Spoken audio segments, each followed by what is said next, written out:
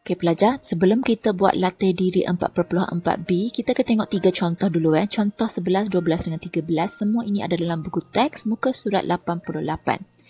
Dalam buku teks, untuk menjawabkan soalan yang tiga-tiga soalan ni, dia guna kaedah unitary dan juga dia akan tunjukkan kaedah pendarapan silang. Seperti biasa, saya akan tunjuk kaedah pendarapan silang sahaja ya.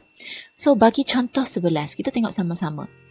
Ibu Nurin mencuba resepi membuat roti dengan mencampurkan tepung dan air. Nisbah tepung kepada air ialah 5:3. Sekiranya Ibu Nurin ada 480 gram tepung, berapakah jisim air dalam gram yang diperlukannya? So, untuk soalan ni, first step kita kena pastikan dalam ini ada berapa kuantiti yang ada. Di dalam ini hanya ada 2 je kuantiti yang ada, iaitu tepung dengan air. So, di sini kita nampak nisbah yang pertama, 5:3. So, kita pun tulis 5:3. Ingat, jangan tulis 3:5 sebab turutan sudah tidak sama. Kalau ikut dalam soalan, 5:3, 5 itu adalah tepung. 3 ini adalah air. So, jangan suka hati letak 5:3:5 ya. So, untuk yang ini kita ikut turutan tepung kepada air adalah 5:3. Dan untuk yang kedua, 480 gram adalah tepung. So, kita kena tulis bawah tepung. Dan berapakah jisim gram? Okey, berapakah gram air yang kita perlukan? So, kalau kita tak tahu berapa, kita seperti biasa letak X. Di sini kita mula dengan menjawab guna cara kadaran. Ingat balik kadaran itu apa ya? Sebelum kita tulis, kita cek dulu. Gram dengan gram, unit yang sama. So, kita boleh terus buangkan unit. Tulis je nombor. So, di sini kita boleh dapat 5/480 sama dengan, ingat kadaran, 3/X. Sekarang, kita perlu buat pendarapan silang dengan buat anak panah. Dan kita cari anak panah mana satu yang menghubungkan X dulu. Kita akan tulis yang itu dulu. So, sekarang yang pertama, 5 darab X ataupun X darab 5. Saya tulis X darab 5 ya. Sebelah kanan 3 darab 480. So, di sinilah darab 5 itu nanti kita akan pindah ke sebelah kanan. Dan dia akan jadi bahagi. So, sebelah kiri, kalau darab 5 sudah pindah, apa yang tinggal sekarang? So, yang tinggal 5, X, minta maaf. Darab 5 yang akan pindahkan, so tinggal X sahaja. Sebelah kanan, kita salin macam biasa. Yang pindah masuk akan jadi bahagi 5. So, kita dah dapat jawapan. X sama dengan 288. So, jisim air yang diperlukan adalah 288 gram. Maka habislah menjawab soalan ini. Okey, soalan ni nampak macam susah tapi kita buat ikut cara kadaran, kita buat pendarapan silang, sebenarnya cepat sahaja untuk kita dapatkan jawapan. Pelajar, sekarang kita tengok contoh 12 ya. Dalam suatu projek membina bangsa basikal murid di sebuah sekolah, nisbah wang yang ditermakan oleh pengusaha kantin oleh syarikat Buku Jaya oleh PIPG ialah 2/6 dan kepada 5. Jika PIPG menderma 900, berapakah wang yang diderma oleh pengusaha kantin sekolah dan syarikat Buku Jaya? So, di sini ada berapa kuantiti? Di sini kita ada 3 kuantiti. So, saya akan tulis semua kuantiti yang ada di sini ya. So, yang pertama adalah pengusaha kantin. Yang kedua, kita ada syarikat Buku Jaya. Dan yang ketiga, kita ada PIBG. So, untuk menyenangkan kerja saya mewakili dengan huruf. Kantin kita mewakili dengan K, syarikat Buku Jaya kita mewakili dengan S, dan PIBG kita mewakili dengan P. So, di sini saya keluarkan nisbah yang diberi dalam soalan ya. So, nisbah yang pertama diberi adalah kantin sekolah, syarikat Buku Jaya dengan PIPG. So, di sini saya dapat nisbah 2/6 dan kepada 5. So, 2/6 dan kepada 5. Dan maklumat yang kedua saya dapat PIBG menderma RM900. So PIBG menderma RM900. So kita nak cari kantin, pengusaha kantin dengan syarikat Buku Jaya, berapa mereka sudah derma. So di sini kita tak tahu nilainya. Kita tak tahu. So kalau nilai yang kita tak tahu, kita letak X. Sekarang, adakah yang untuk syarikat Buku Jaya saya boleh letak dengan X juga? Tak boleh ya, sebab kalau kita tengok dari sini, untuk pengusaha kantin, dia menderma 2 bahagian. Untuk syarikat Buku Jaya ni menderma 6 bahagian. Adakah bahagian mereka menderma sama? Tidak. Syarikat Buku Jaya lebih banyak. So, kita tak boleh letak X, tapi kita boleh mewakili dengan huruf lain. Untuk soalan ni, saya guna Y. Okey. Sekarang kita buat satu-satu ya. Yang pertama, saya akan buat kadaran untuk K dengan P dulu. So, saya buat macam biasa. K 2 per X sama dengan, untuk yang P, 5/900. RM boleh buang ya, sebab unit dah sama. So, sekarang saya buat pendarapan silang macam biasa. Kita darab. So, di sini kita ambil anak panah yang menghubungkan X dulu ya. So, X darab 5 sama dengan 900 darab 2. So, di sebelah kiri akan tinggal X sebab darab 5 pindah ke sebelah kanan, dia akan jadi 900 darab 2 per 5. So, X kita dah dapat jawapan iaitu 360. So, dah siap untuk K dengan P. Kita buat lagi untuk S dan P. So, untuk S dengan P, kita buat lagi satu kadaran. 6 per Y sama dengan 5/900. Macam biasa, kita buat anak panah untuk buat pendarapan silang.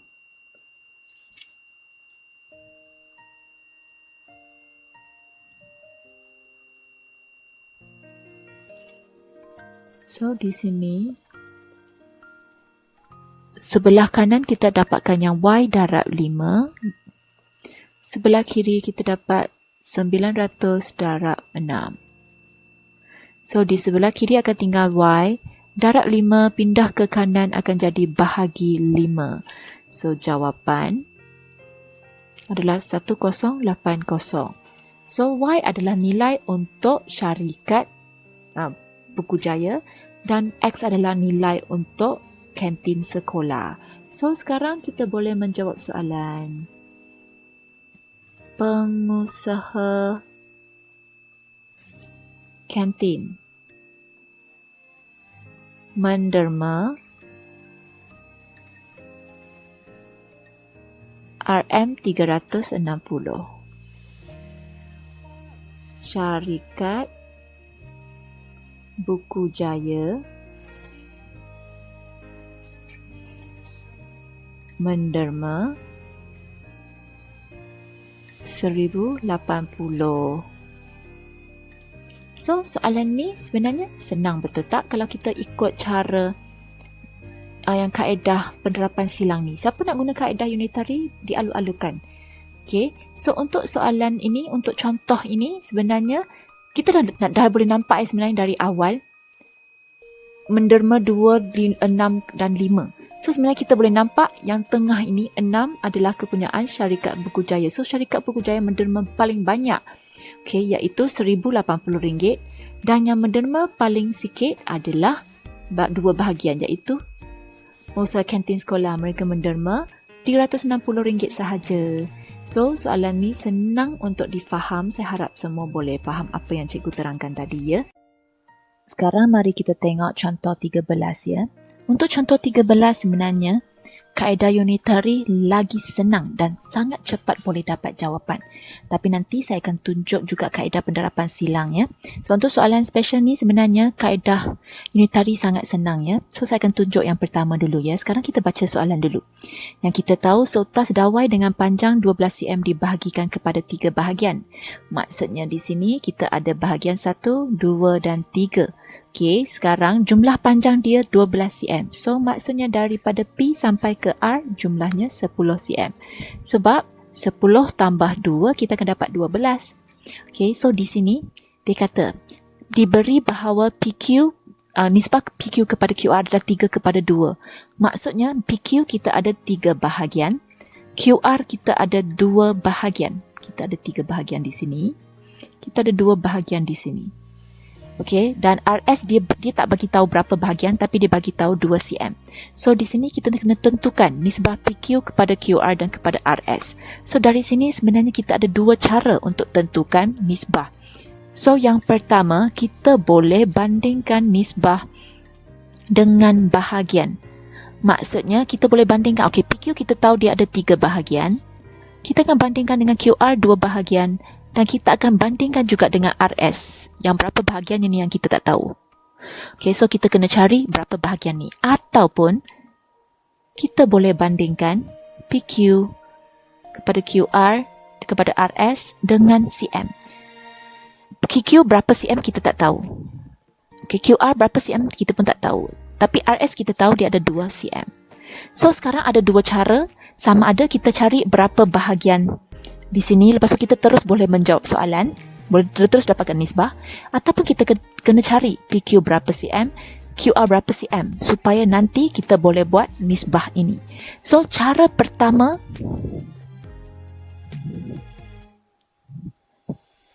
ini saya akan guna kaedah unitary, sebab ini sangat senang untuk dapat jawapannya. Untuk yang kedua, saya akan guna kaedah pendarapan silang. Sekarang, mari kita tengok cara yang pertama dulu ya, kaedah unitary. Sekarang cikgu akan tunjuk cara yang pertama. So, yang ini saya akan dapatkan berapa bahagian sahaja. So, saya akan tulis di atas, saya akan ulang dulu. So, saya dah tahu PQ kepada QR kepada RS. Kita dah tahu PQ ada 3 bahagian, QR 2 bahagian. Sekarang kita nak cari berapa untuk yang RS. So, untuk yang RS yang saya tak tahu ni, yang saya kena cari. So, sekarang, jangan panik, kita guna kaedah unitary dulu. Okay, daripada soalan kita tahu, 3 tambah 2 ada 5 bahagian. 5 bahagian ini berapa cm? Ikut dari rajah, 5 bahagian, kita tahu situ ada 10 cm. So, sekarang kita cari satu bahagian dulu. Supaya nanti senang untuk saya dapatkan semua bahagian ya. Satu bahagian, kalau nak cari satu bahagian, 10 kena bahagi 5. So, satu bahagian 2 cm. Dan sekarang, awak dah nampak tak sebenarnya? Kalau satu bahagian 2 cm, tadi RS ada berapa cm? RS ada 2 cm. Maksudnya, RS ada berapa bahagian? RS ada 1 bahagian. So, kita dah boleh tulis di sini RS, kita tahu dia 2 cm. So, 2 cm sebenarnya maksudnya 1 bahagian. Maka, saya terus boleh menjawab soalan PQ kepada QR kepada RS dengan bandingkan bahagian dia. PQ ada 3 bahagian. QR ada 2 bahagian. RS ada 1 bahagian. So, bahagian semua, unit semua dah sama iaitu bahagian. So, saya buang semua bahagian. Saya akan tinggal nombor sahaja. So, jawapan 3 kepada 2 kepada 1. Ini jawapan muktamad. Okey, macam mana nak tahu mereka dah adakah dalam bentuk termudah? Kalau kita nampak ada nombor 1, maksudnya mereka dah dalam bentuk terendah. Okey, so, ini dia jawapannya. Ini untuk kaedah unitary. Kalau sekarang saya nak tunjuk kaedah yang satu lagi, kaedah pendarapan silang.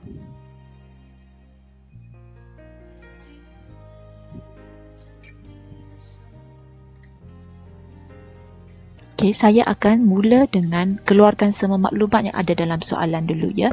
So, di sini kita ada PQR, kita ada PQ dan kita ada QR. So, untuk yang bahagian dengan panjang, ini 2 kuantiti yang saya akan bandingkan ya. So, PQR jumlahnya ada 5 bahagian sebab PQR ini yang atas ni ya, PQR. So ada 5 bahagian, jumlah panjangnya adalah 10 cm.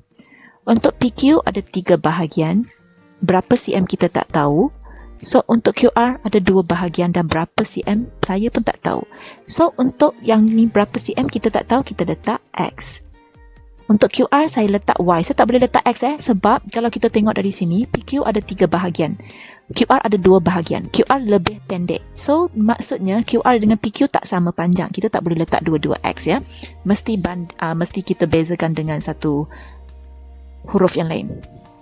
Sekarang kita akan buat kadaran antara PQR dengan PQ. Satu lagi kita akan buat kadaran antara PQR dengan QR untuk kita dapatkan jawapan ya. So kita buat macam biasa. PQR kita dapat 5/10 sama dengan 3/X. So sekarang buat pendarapan silang macam biasa.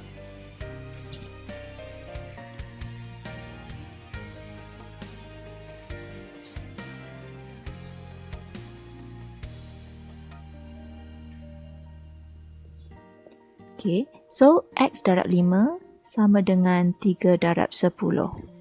So X sama dengan 3 darab 10 bahagi 5. Ini saya takkan terangkan banyak lagi sebab kita dah belajar sebelum ni ya. X dapat 6.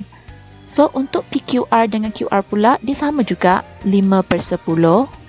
Untuk QR dia 2/Y. So sama juga macam tadi kita buat pendarapan silang. Dan sekarang Y darab 5 sama dengan 2 darab 10. So Y sama dengan 2 darab 10 bahagi 5. So Y kita dapat 4. So di sini kita dah tahu X adalah 6 cm, Y adalah 4 cm. Maksudnya kita dah terus boleh buat untuk nisbah, jawapan untuk nisbah PQ kepada QR kepada RS. So, kita guna PQ tadi ada 6 cm. QR tadi ada 4 cm. Sebab PQ adalah X ya. X adalah 6. Okey, so untuk QR adalah Y. So, Y adalah 4. Okey, dan seterusnya untuk RS dalam soalan sudah diberi ya. RS adalah 2 cm.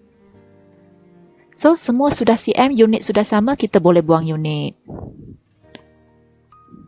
Sekarang 642 dan saya boleh tahu bahawa 642 ini belum dalam bentuk terendah. Saya perlu bahagi dengan sesuatu nombor serentak ya. So, di sini saya tahu kalau saya nak bagi sesuatu nombor, berapa nombor yang saya kena bagi, saya kena cari FSTB mereka. So, FSTB di mereka adalah 2. So, semua saya bahagi 2. So, jawapan 3, 2, 1. Ini adalah jawapan yang terendah ya. So, ini kaedah yang saya tunjuk adalah kaedah pendarapan silang. Bagi korang, maybe, okay, kaedah unitary lebih mudah untuk awak cuba fahamkan untuk soalan contoh 13 ya. Saya harap korang boleh telitikan dua-dua cara ini dan awak pilihlah mana-mana cara yang awak rasa senang untuk awak faham. So, saya harap selepas ini awak dah boleh menjawab soalan latih diri 4.4b dengan merujuk kepada contoh-contoh semua ini. Selamat menjawab.